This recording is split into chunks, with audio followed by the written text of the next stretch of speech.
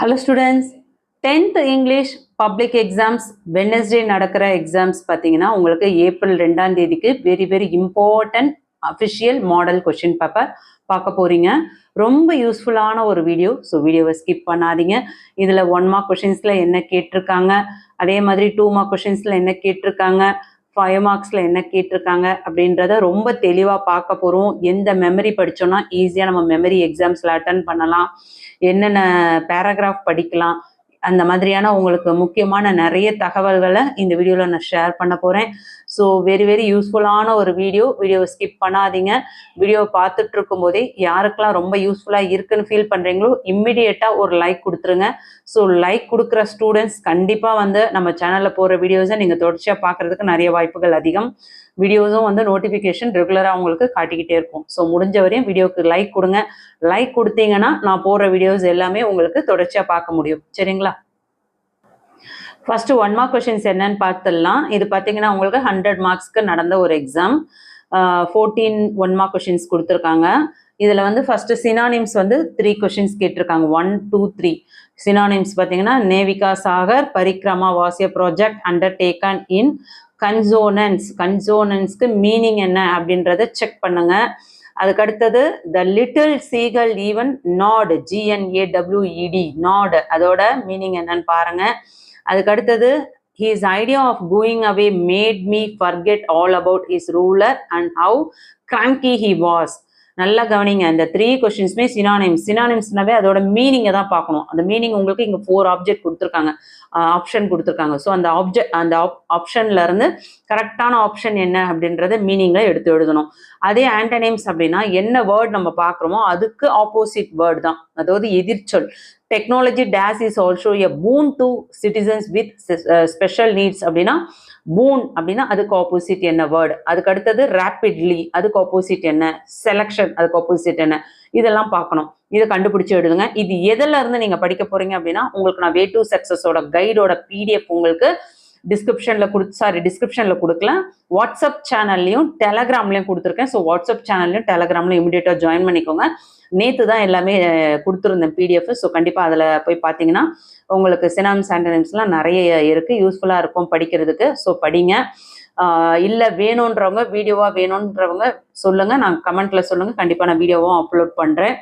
அடுத்தது பார்த்தீங்கன்னா plural loaf, இதுக்கு வந்து என்ன ப்ளூரல் ஃபார்ம் வரணும், லோஃப்ஸா, லோப்ஸா, லோஃபீஸா, லோவ்ஸா அப்படின்றது. ஸோ இதையும் பாருங்க. இது எல்லாத்துக்குமான ஆன்சர் என்னன்றதை ஃபைண்ட் அவுட் பண்ணுங்க. அடுத்து 8th ஒன் பார்த்தீங்கன்னா உங்களுக்கு ரைட் சஃபிக்ஸ் அப்படின்னா சஃபிக்ஸ்ன்றது ரைட்டில் வர வேண்டிய வேர்டு. ஸோ அப்பியர் அப்படின்னா அப்பியரன்ஸா, அப்பியபிளா, அப்பியன்ஸா, அப்பியபிளா, உங்களுக்கே படிக்கும் போதே தெரியும் அப்பியரன்ஸ்ன்றது. ஸோ அந்த மாதிரி ஈஸியாக கண்டுபிடிங்க. கொஸ்டினை ஒரு முறைக்கு 2 முறை படிங்க. அதே மாதிரி choose the correct expansion of the abbreviation. IIT-னா இந்தியன் இன்ஸ்டிடியூட் ஆஃப் டெலிகம்யூனிகேஷனா, தியாலஜியா, டிரான்ஸ்பரேஷனா, டெக்னாலஜியா என்னன்னு பாருங்க. அப்ரிவேஷன்லாம் உங்களுக்கு நோட்ஸ் நான் கொடுத்துருக்கேன். ஸோ அந்த நோட்ஸை பார்த்தவங்களா இருந்தாலும் சரி, உங்களுக்கு தெரியும் நோட்ஸ் கரெக்டான ஆன்சர் தெரிஞ்சவங்க இந்த வீடியோக்கு கீழே தயவு செஞ்சு கரெக்டாக தெரியும்னா மட்டும் கமெண்ட் பண்ணுங்க. 10th ஒன் பார்த்தீங்கன்னா உங்களுக்கு பிரேசர் வேர்பு கொடுத்துருக்காங்க. 11th ஒன் காம்பவுண்ட் வேர்டு கொடுத்துருக்காங்க. அதுக்கடுத்து 12th பார்த்தீங்கன்னா ப்ரிப்போசிஷன் தான். அந்த child hid dash the stairs when the mother called her for a bath. Among the stairs, upon the stairs, above the stairs, under the stairs. So அதை பாருங்க.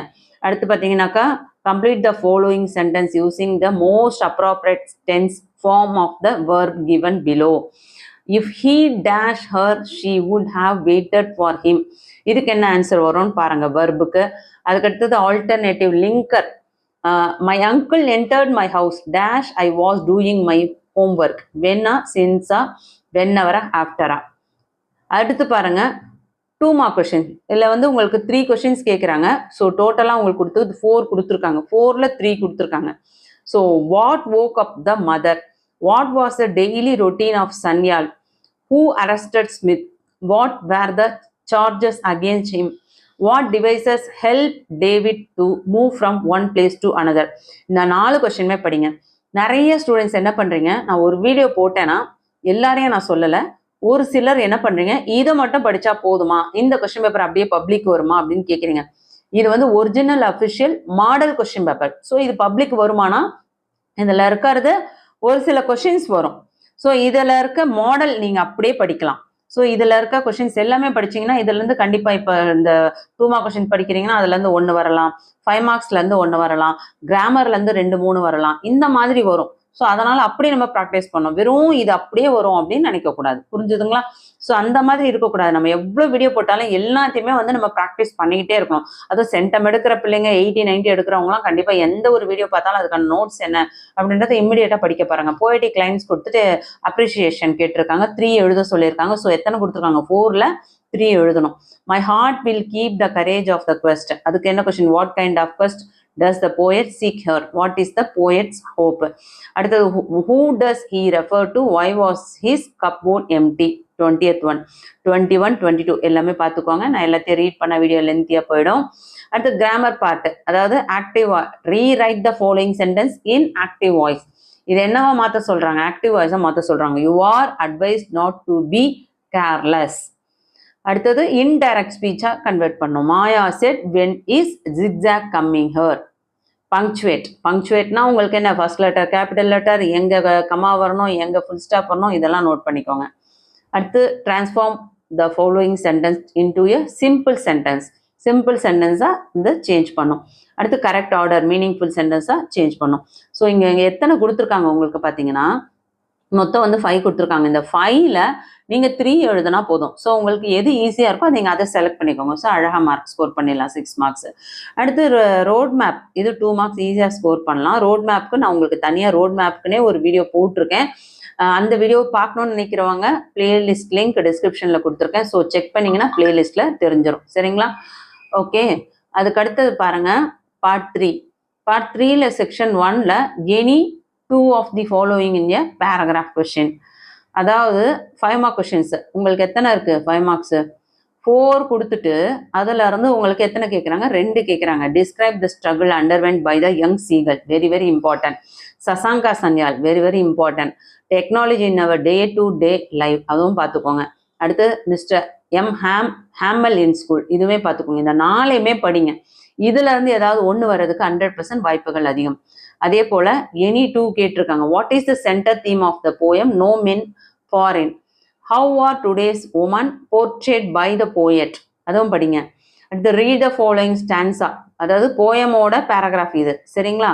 அதுக்கிட்ட போய்ட்டிக் line கொடுத்துட்டு அதுலேருந்து கொஸ்டின்ஸ் கேட்குறாங்க. இதுவுமே ஈஸியாக மார்க்ஸ் ஸ்கோர் பண்ணலாம், 5 மார்க்ஸ். இதையும் படிங்க. பேராஃப்ரேஸ், இதுவும் படிங்க. ஸோ இந்த 4ல் 2 எழுத போகிறீங்க. ஸோ நீங்கள் போயம் பேராகிராஃப் சூஸ் பண்ணாலும் சரி, இல்லை ஸ்டான்ஸா கொடுத்துட்டு அதுலேருந்து கொஷின்ஸ் எழுதினாலும் சரி, பேராஃப்ரேஸ் எழுதினாலும் சரி, இதுக்குமே நோட்ஸ் உங்களுக்கு நான் கொடுத்துருக்கேன். மற்ற வீடியோஸ் போய் பாருங்கள். பிடிஎஃப் லிங்க் ஒவ்வொரு வீடியோக்கும் டிஸ்கிரிப்ஷனில் கொடுத்துருக்கேன். அதுக்கடுத்து ரீஅரேஞ்ச் த கோக்ரெண்ட் ஆர்டர். இது கரெக்டாக வந்து ஒவ்வொரு சென்டென்ஸையும் வந்து கரெக்டான ஆர்டரில் அரேஞ்ச் பண்ணோம். இதுக்கு ஒரு 5 மார்க்ஸு.